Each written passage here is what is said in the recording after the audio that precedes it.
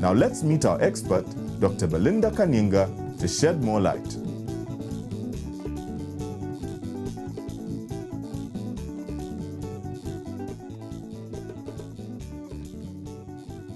What is biochar? Okay, thank you very much. So biochar is a charcoal-like substance that is used as a soil amendment. Is it something that you would recommend that Mr. and Mrs. Mugala start to use on their farm, and why? Certainly, I would encourage my sister here to start using biochar because it can be made from locally available resources, organic materials, things I can see even while I'm standing here. That's good. Yes, the only thing that is needed is for you to enrich your biochar with plant nutrients, because on its own, it doesn't have nutrients. So during the process of preparing your organic fertilizer, you can add the biochar to the compost heap. Right. Oh, okay. Makes sense. How do we properly apply the biochar for it to work perfectly with our plants? I've seen potholes here, and the common practice is maybe a cup of compost Yes.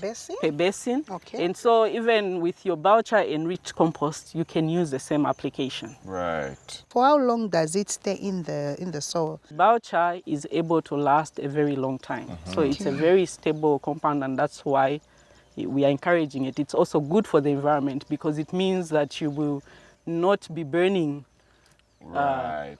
organic materials every year. once in a while to Okay. get biochar. It's able to last a very long time in your field. Dr. Kaninga, would you be happy to show us? Sure. Yeah, fantastic. The chat has been good. We are so grateful for the information and we're excited to go and see. So please, lead the way.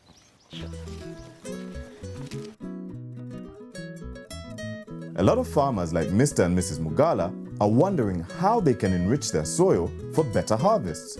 Rich and fertile soil can lead to much better harvests, which means more food on your plate and more money in your pocket.